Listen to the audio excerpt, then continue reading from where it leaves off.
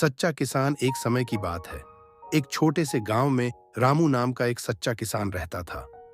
वह हर दिन मेहनत से अपने खेतों में काम करता था।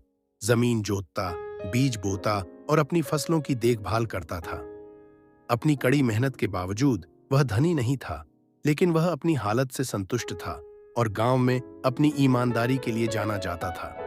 एक दिन जब रामू नदी के पास अपने खेत की जुताई कर रहा था, उसका हल अचानक एक बड़ी भारी धातु की पेटी से टकरा गया जो मिट्टी में दबी हुई थी।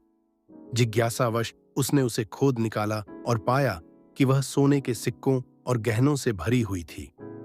आश्चर्य से उसकी आंखें चौड़ी हो गईं, लेकिन एक सच्चे आदमी के रूप में रामू ने तुरंत सोचा, यह खजाना मेरा नहीं है, यह या तो राजा का है या किसी और का। बिना देर किए रामू ने उस पेटी को अपने गाड़ी में लादा और उसे राजा के महल की ओर ले गया। जब वह महल पहुंचा तो उसने राजा से मिलने का अनुरोध किया और जो कुछ उसने पाया था वह सब राजा को बता दिया। राजा रामू की ईमानदारी से हैरान हो गया। वह जानता था कि बहुत से लोग होते तो उस खजाने को अपने पास रख लेते, लेकिन रामू की सत्यनिष्ठा झलक रही थी। उसकी सच्चाई से प्रभावित होकर राजा ने कहा, रामू, तुम वास्तव में महान आदर्शों के व्यक्ति हो। तुम्हारी ईमानदारी के लिए मैं तुम्हें इस खजाने का आधा हिस्सा देता हूं और बाकी आधा हिस्सा राजकोष में जाएगा।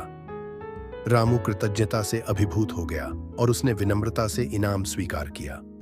उस दिन से वह एक सुखी जीवन व्यतीत करने लगा और गांव वाले उसे और भी अधिक सम्मान और प्रेम करने लगे।